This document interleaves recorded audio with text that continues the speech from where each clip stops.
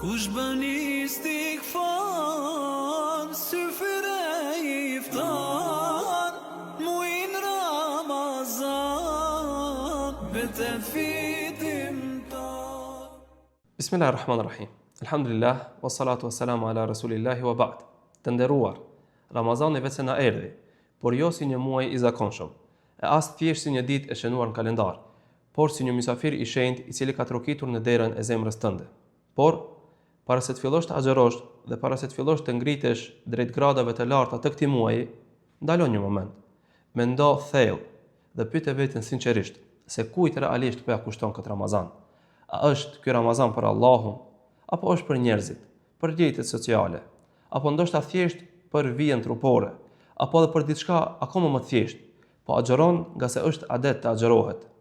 Them pyete veten, nga se jo çdo agjërues ka shpërblim, e jo çdo Ramazan është afrim tek Allahu subhanahu wa taala. Ta përkujtojmë së bashku hadithin e pejgamberit sallallahu alaihi wasallam që na shënon Imam Buhariu dhe Imam Muslimi në sahihet e tyre, ku thot pejgamberi sallallahu alaihi wasallam, innamal a'malu binniyat. Me të vërtetë që veprat shpërblen sipas qëllimeve. Ramazani nuk matet me etjen, as nuk matet me urinë apo lodhjen trupore, por Ramazani matet me zemrën.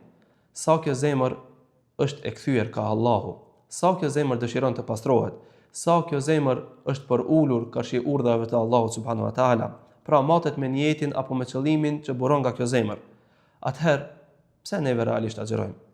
Agjërojmë nga se jemi robër, e robi gjithsesi u bindet urdhrave të krijuesit të tij. Agjërojmë nga se tha krijuesi jon, ya ayyuhalladhina amanu kutiba alaykumus siyam, o ju të cilët keni besuar, u është bërë obligim juve agjërimi.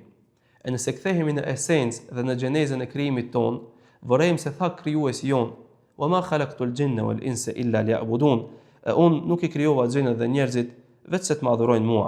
Andaj, pasi që e kuptuam rëndësinë e niyetit, objektivat e Ramazanit dhe qëllimin e krijimit ton, nuk na mbetet diçka tjetër post që të jemi robër respektues të urdhave të krijuesit ton. Ne me agjërim privilegjohemi te krijuesi jon. Nëse ndonjë vepër sado e vogël që është, bëhet vetëm sinqerisht për fytyrën e Allahut subhanahu wa taala, tek Allahu peshon shumë. Ndonjë vepër sado e madhe që është, nëse bëhet për dikë tjetër jashtë fytyrës së Allahut subhanahu wa taala, nuk ka fare vlerë te Allahu. Andaj, pastroj niyetin, nga se tash ke mundësi dhe e në kohë. Ramazani nuk përsëritet më, por zemra mund të shpëtohet që tani. Për fund, lut Allahun subhanahu wa taala që të na jep forcë dhe mundësi që të bëjmë sa më shumë vepra të mira gjatë tërë këtij muaji të bekuar. Wassalamu alaikum wa rahmatullahi wa barakatuh.